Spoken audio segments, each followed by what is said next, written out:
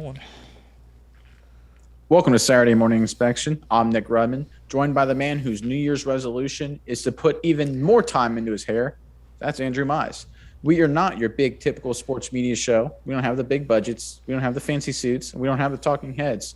We got to make up for it, though. And we do that by working ridiculously hard, doing our research, and being, as always, ridiculously good looking.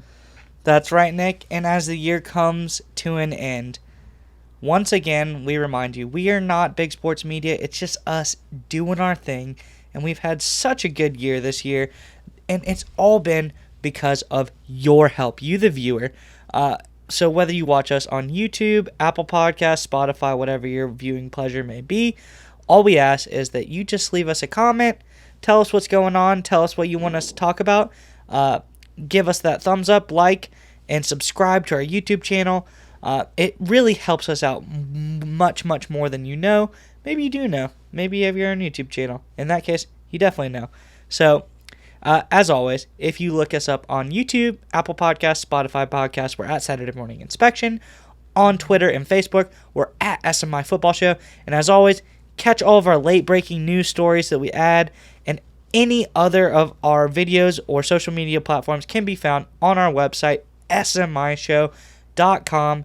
Nick, we have our best deep dive to date because it's a year-end deep dive. We're going to go over the topics of the year. So if we combine all the best topics of the year, how could this not be the best deep dive?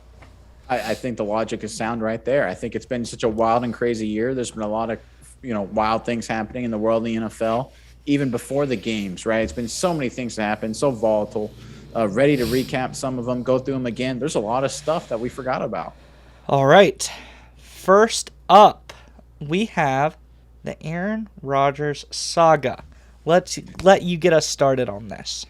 Right. People forget the Packers are rolling right now at the end of 2021. They're the best record in the NFL. Rodgers is the front runner to the MVP. At the beginning of the year, they lost to Tampa at home. Matt LaFleur didn't go for it on fourth down with Rodgers when they were in the red zone to try and tie that game. They never got the ball back. In the entire offseason, all the discussion was, will Aaron return? All the thoughts were that Rodgers wasn't going to come back. He clearly wasn't happy with the management in the front office, looking at Brian Gutekunst and Phil Murphy, who run the organization there in Green Bay, from a personnel and management side. And Aaron Rodgers was very, very quiet in terms of the NFL. He was very public, though, still in his regular dealings. He took on a bunch of different activities, including none other than, as you can see on the screen, a guest host on Jeopardy! He also got engaged. He took trips to Hawaii and did absolutely nothing related to team workouts in the Green Bay Packers. He missed out on OTAs. So I shouldn't say he missed out. He didn't attend OTAs. And for the entire offseason, the whole belief was, he's not going to come back. He's unhappy. He's pissed off at the Packers. But in the end, he returned. He attended training camp on time, and the Packers season has looked really, really good ever since. A couple little hiccups along the way, beginning with week one. But after that, everything's been smooth sailing. Rodgers looks happy. The Packers look good. The question, though, I have for you, Mize, is this a last dance kind of scenario for Rodgers? Is this his last go around with the Green Bay Packers? I absolutely think it is. I think that Green Bay, the front office, burned too many bridges. This is Rodgers' hate season. He's gone out and won in spite of everybody else. He said, you know what, F you guys, I'm going to do it for me. He's gone out, and as we talked about earlier this week, the numbers don't lie. He's outperformed the talent that is around him, and I think he's really looking forward next year to go and find a team who's going to provide him with the talent that he desperately wants. So I see him trying to make a major push to leave, and unless they fire some people, they bring on some other talented guys, something along those lines, I see this as his last year in Green Bay. Yeah, for me, the kind of analogy I was thinking of, it's, I've worked with a lot of people, as we all have, who, when they put in their 2 weeks notice, right, up to that period, there's kind of like a 3-6 month window where a person may be looking to leave, right? They're not working as long or as hard, or they're a little distracted. right? And then then it announced they're going to leave. They put in their 2 weeks notice. One thing I've always been amazed by is how hard people work after they put in their 2 weeks notice, right? They're a great co-worker in the office. They're going above and beyond, making sure everything gets handed off okay. I've known people that have actually worked, extra hours over that 2 week period to make sure, their former colleagues are going to be set up now that they're leaving. This sounds so similar to what Rodgers is doing. It sounds like in his mind, he's already put in his 2 weeks notice. He's not going to come back for the Green Bay, but he still wants to put out a good showing for his friends and his coworkers, which would be his teammates and the fans and, everyone in the Green Bay Packers that supported him. I think he's gone. I think, like I said, I think he's putting his 2 weeks in his mind. He's going to move in on the offseason, but he wants to finish strong. I think that's exactly what we're seeing this season with the Packers. Absolutely. Speaking of 2 weeks' notice, let's try 2 hours' notice. Urban Meyer, who has been given the can by the Jacksonville Jaguars, something we all could never have seen coming. He's just been a disaster this year. I'm glad they've moved on from him. He's been truly unprofessional. I didn't think it could get as bad as it did. But let me take you through a timeline of the Urban Meyer saga. Are you ready for this, Nick? Let's go back all the way. January 14th, 2021, the beginning of this year. Jaguars hire Urban Meyer, okay? We move on. April 29th, NFL draft comes. They draft Trevor Lawrence. Gonna be the best prospect since Andrew Luck. Can't miss talent. Gonna bring you to stardom. Bring you to the promised land, all right? May 20th, Urban Meyer brings on Tim Tebow, a 1-year, $920,000 contract to be a tight end for the Jacksonville Jaguars. Tebow hadn't played football in a long time. He definitely hasn't played tight end ever. But, the Florida connection, Meyer brings in Tebow. It doesn't really pan out the way that they expect it, though. July 1st, 2021, the Jaguars get fined, the team and Urban Meyer. The team gets fined $200,000. Urban Meyer gets fined $100,000 for breaching practice rules due to the NFL CBA agreement. The very college move, like, I'm going to do what I want. I don't care what the rules are. August 17th, Tim Tebow is cut from the team after being absolutely terrible as a tight end. September 12th, week 1 of the NFL season. It is a disaster. The organizations in the inside of the building are concerned with everything. They're saying Urban Meyer's rubbing players the wrong way. He's not making friends on the coaching staff. He's not making friends on the team. He loses his first game as a coach. It's shown that he possibly is taking losing very poorly. He has a very poor temperament. He doesn't really know how to handle things, and the NFL may be a little bit tougher than we think. Next week, the rumors start to pop up that Urban Meyer could possibly leave for the very lucrative and enticing Southern Cal coaching job that has become open. He's trying to get out of a bad situation early and run away while the getting is good. Ditch the NFL for a very lucrative college coaching job. But they don't do that. The Jaguars lose again. And Urban Meyer goes out to Twitter and he makes this crazy statement where he says, hang in there, we're going to get better. The one thing about Jacksonville in the 904 is we go to sleep knowing there's not going to be any group out there working harder than we are. And I'm like, this is crazy. So they lose again, and then what happens? The video of Urban Meyer with a young woman in an Ohio bar after he, refused to fly home with the team, which no coach in the NFL probably has ever done after a loss, and B, is seen with a woman who's much younger than him and is not his wife. He apologizes very poorly on TV and to the team. I heard he gets laughed out of his team meeting a few times. Everybody is now taking him as a joke, yada yada. We keep going. Urban Meyer comes out and he says, "I'm a winner now." This list just keeps going. He doesn't even know what's going on anymore. In a press conference, a reporter asked him about Andre Sisco, a player that Meyer drafted as safety, and asked him how his development's going, how his playtime's going. And he says, "Oh yeah, he's been playing a lot. He's been doing great." He hasn't played at all that game. He didn't play at all the week prior that they're talking to him about.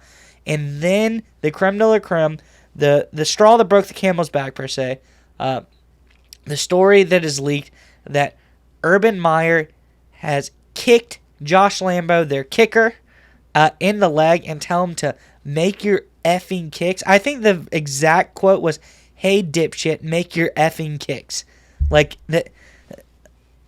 Lambo also goes on to say it's a 5 out of 10. It's no longer a love tap. The very next day that story is released, Urban Meyer is fired in the middle of the night by the Jacksonville Jaguars. That was a roller coaster. I forgot there was that many things that he screwed up on. It was actually pretty crazy. I think there's one part to this story that no one is talking about. And I think you have to look at the Jaguars owner, right? Because you said the straw that broke the camel's back. I love how him kicking a kicker in the shins did it, right? You mentioned all of those other things. And after each one of those items, the owner, Shad Khan of the Jacksonville Jaguars, was like, "Nah, it's fine." Well, he signed Tim Tebow, a guy who's never played football or hasn't played football in 5 years, to a position he's never played. The owner's like, "Nah, that's fine." He's not running practices right. He's literally breaking the rules and costing the team hundreds of thousands of dollars. Nah, that's fine. He's like doing weird things in practice that NFL, the players are laughing at that don't happen in the NFL. The owner's, "Nah, that's fine." He didn't, he skipped out on the team flight. He was the incident in the Ohio State bar with that woman. "Ah, that's fine. That's fine." The weird tweet. "Yeah, that's fine." Like, all of that was fine. All of that was okay. But the owner said, "Listen, if you have a hard kick to the shins of our kicker, that's it. You're gone. That is the one sin I cannot forgive." So shout out to Shad Khan for being he has boundaries. A real kicker's owner. He has boundaries. Don't mess with his special teams. And that's why I forgot. Weren't they running like Oklahoma drills in practice or something like crazy stuff like that? Yeah, they were doing the competitions, right, where they were grading. They were doing like weird one-on-one drills and then grading if that was going to affect if you got cut or not. So it wasn't even like a scrimmage. And I forgot he also said something along the lines of, they said, will players' vaccination status be a factor in them being cut? And he goes, "Of course it will be. It's not a factor." So there's just so many things with Urban Meyer. Like, usually it takes a coach a few years and like, a reporter has to do a lot of digging, right? Usually journalists have to, like, good ones, they spend like months like digging under the weeds to find all these different stories and coming up with an expose or something like that. Or there has to be like a shocking tell-all interview, that happens that blows people's minds. "Oh, I didn't know that was going on behind the scenes." Urban Meyer was so bad, like it was literally all in the open, and everything was bad. Like there was nothing he did that was like normal or good. It was just a disaster. Well, speaking of not disasters, would you like us to take us our next topic of the top 5 stories? Yeah, and our next top story of 2021, and that is the emergence of the quarterback from Alabama for the New England Patriots. That's Mac Jones, replacing Tom Brady 2 years after Brady left to Tampa. No one was expecting the Patriots to be good this year. It was a rebuilding year. They were starting with Cam Newton the entire offseason, all training camp. But then they cut Cam Newton and make Mac Jones a starter week 1. And I tell you what, this guy comes out of nowhere and has the Patriots playing good football. They've got 9 wins. They're 9-5. They're first place in the division. They won 7 in a row before losing at Indianapolis. They lost really close games to Brady and the Buccaneers, who returned to the Foxborough earlier this season on a huge Sunday Night Football matchup. And Mac Jones played just as good as Brady, if not better. If Nick Folk, the Patriots kicker, makes a big kick at the end, the Patriots could win that game. I mean, very rarely do you lose. Like, I think Green Bay with Brett Favre and Aaron Rodgers is the first time where like a team loses a really good quarterback and they don't stink immediately, right? The Colts lost Peyton Manning, and they lucked into Andrew Luck, but then he got hurt, so they've had some issues. But like outside of that, most teams lose their star and they're just done for a long time. Like, they just can't recover. The Patriots, look like they've got their guy, right? And the worst part about it is, doesn't he kind of look and sound like Brady too, in a little bit, like a young Brady? Yeah, I got a picture of both of them up here on the screen, and like they got very similar mannerisms, very similar draft day photos. Uh, both like very very similar guys. Like it's almost too similar. Well, right. So you've got uh, Brady, who had a fight for a starting job at Michigan, big program. Mac Jones had a fight for a starting job at Alabama, big program. Both guys ended their college careers with big bowl wins. Both guys were a little afterthought in the draft. Like, obviously Brady was 6th round, but Mac Jones, everyone had Lawrence and Wilson and Justin Fields, and Trey Lance eventually too, ahead of Mac Jones. Right. Neither of them thought they were going to start early on in their career. And no one certainly thought Brady would be Brady, but no one thought Mac Jones would be Mac Jones. I mean, and the worst part is that you watch the Patriots games now, is he kind of looks like Brady, and the offense looks like Brady's still running it. It's still all the short passes and all the things offensive coordinator Josh McDaniels likes to do in that offense. And, just when we all thought that we'd be done with the annoying Patriots fans forever, like these guys had 2 decades just winning divisions and winning playoff games and winning Super Bowls, and we were done forever. They may be okay, but they're going to come back and be like a normal NFL team with good years and bad years.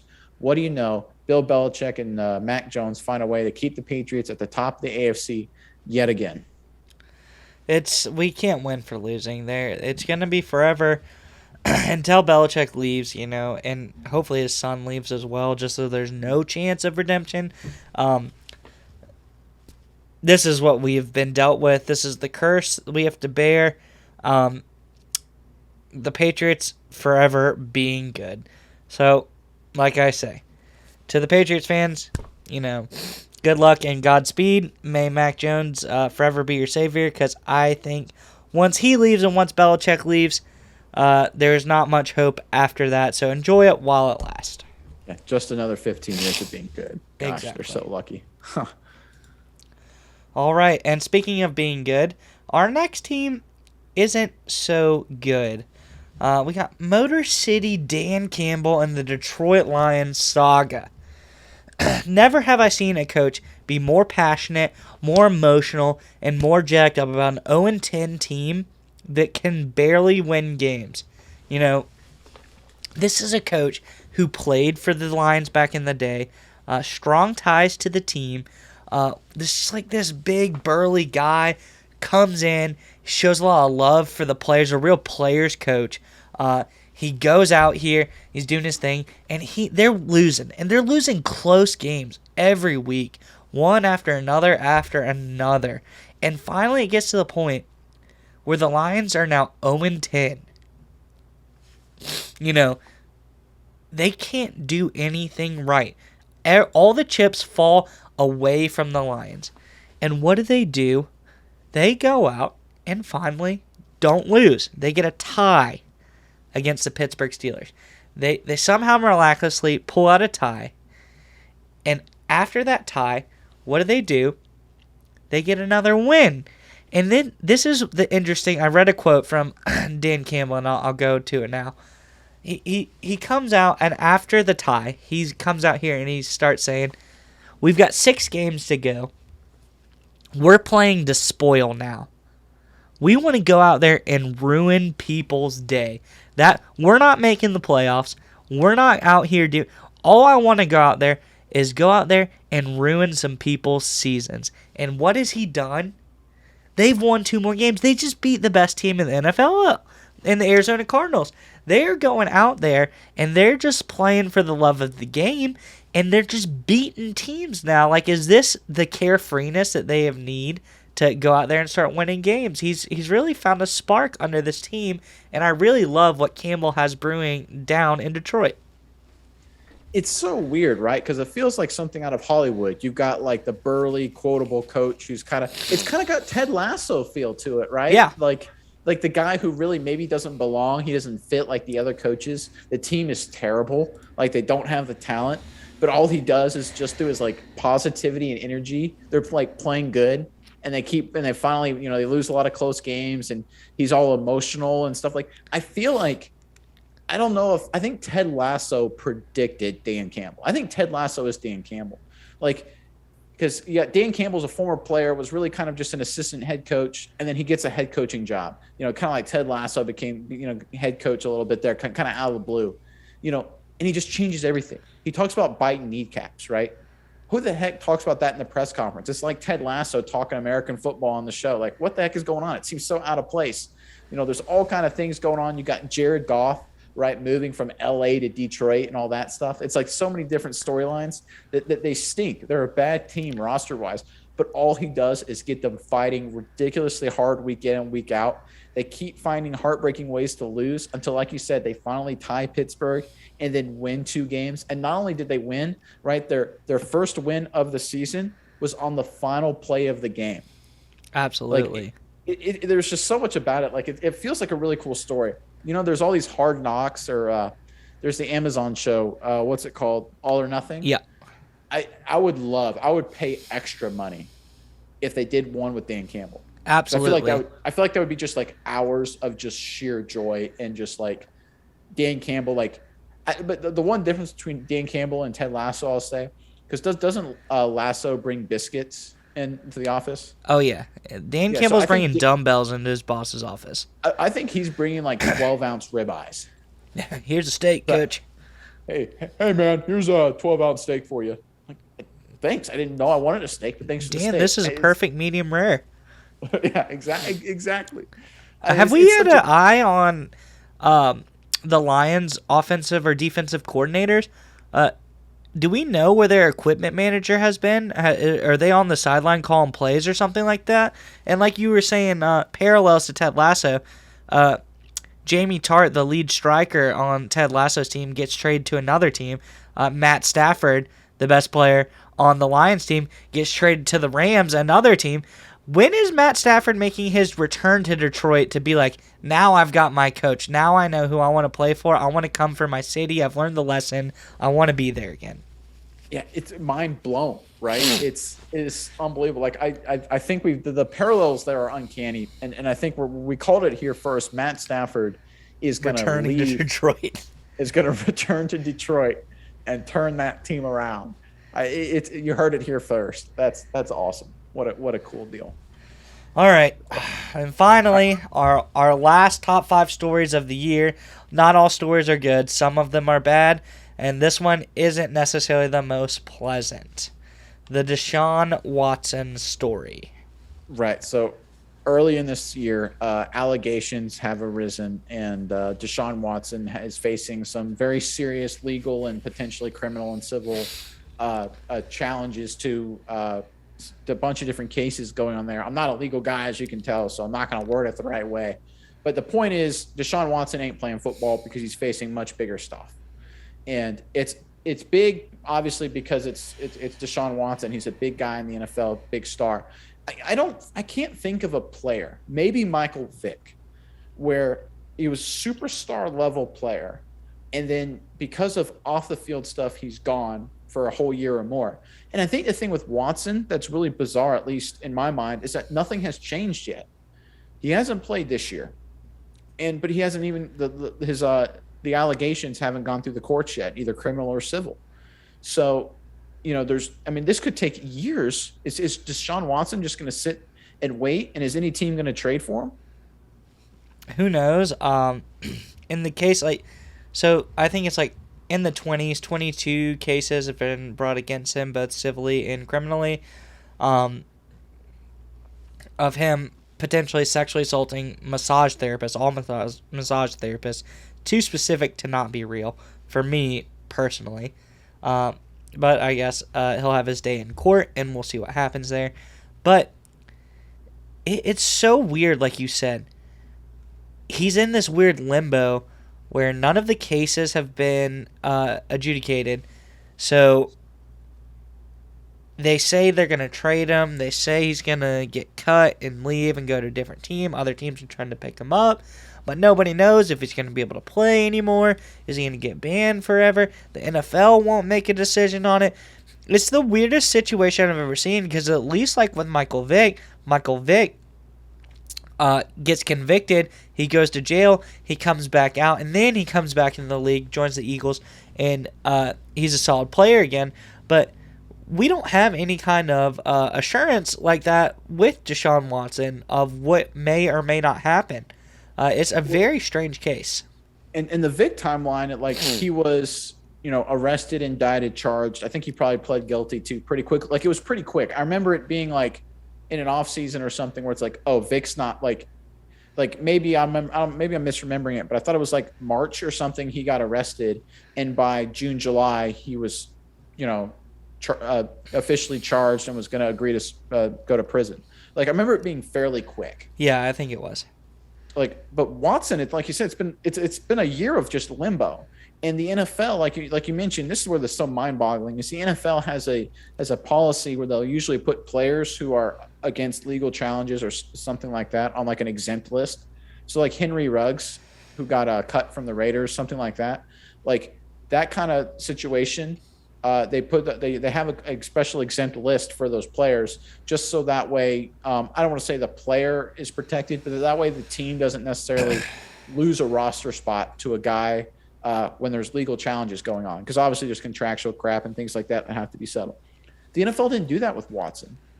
Like, he's still technically on now he's not on the active roster, that he's inactive every week. He has no part in the team in Houston. But it's so bizarre, because usually the NFL would say, all right, he's, they don't even have to suspend him. They can say he's on the exempt list until it's all settled. But they didn't do anything. They didn't suspend him. They didn't put him on the exempt list. The team actually, I don't think, can suspend him. It's one of those weird things, because he hasn't actually been charged or anything like that yet, or arrested. So they can't actually suspend him yet. I guess maybe they could, but they don't have much standing. It'd probably be appealed and then maybe even overturned. So it's just this weird thing. It's a lot of sitting and waiting. Meanwhile, Deshaun Watson was a top 5, top 6 quarterback in the NFL.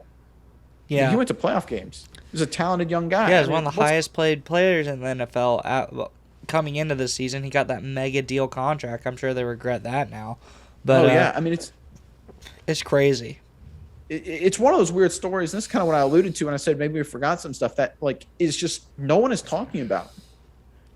Yeah, I wonder when, hats off to Deshaun's lawyers. They've dragged this thing out for long enough. Like you said, people have stopped talking about it. Other stories have overshadowed it. Maybe they're just hoping that it loses so much steam that the girls start to second guess things. They start to back out of their statements. They don't want to do this anymore, yada yada. But hey, if that was their plan, it's working. Except for people like us who are going to keep bringing it up. We want everyone to not forget about this. This is a very, very serious allegations, a very serious case. And if he's innocent, that is fine. He should be able to play and keep going.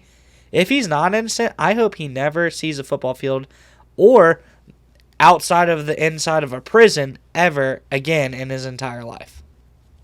Yeah, I mean, it's such a weird thing. It's a weird situation, and it's one of the things where a lot of players this season and really every season are criticized for off the field issues, right? Someone was out partying, or they went to they didn't follow team rules. Like everyone, like the Urban Meyer thing, right? Like, what is he doing? Not taking the flight back and being at the bar with that college girl. I mean, that kind of is nothing compared to Deshaun Watson, and we've totally forgotten about that. It was one of the top stories for a long time, but I guess there's a lot of sitting and waiting right now. Yeah. It's like the John Gruden case. We're sitting and waiting for that to happen as well.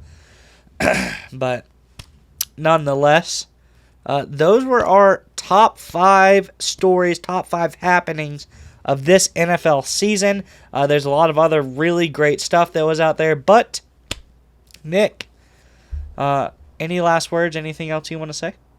Yeah, just thanks to everyone who watched this show and watched any of our other shows. This was our first year doing this, our first season doing this. We couldn't be happier with the support, likes, commenting, and all the engagement we got on our videos. Look, we know it. We're a small show, but we're growing, and we're growing because you guys are giving us the feedback and watching our show, and we appreciate the heck out of it. Like we always talk about, we're not big sports media. We don't have the big budgets, we don't have the fancy suits, so we got to make up for it. We got to work hard, and that's what we're trying to do to put on a great show for you guys. If you like what you see, as always, like, comment, subscribe. Find us on on Facebook and Twitter at SMI Football Show. Our website, smishow.com. If you'd like, sign up for our newsletter with all the latest breaking news and information, funny memes, the whole shebang. Again, we appreciate the heck out of all you guys. Been a great 2021. Excited for 2022. I'm Nick Rudman, joined as always by Andrew Mize. Mize, any final thoughts? Like you said, after this football season, everyone stick with us. We've got lots of great content planned. Going into next year, we're going to do nothing but grow leaps and bounds. Content's going to get better graphics, better everything. We have big plans, so stick with us. But until then, we will see you next time.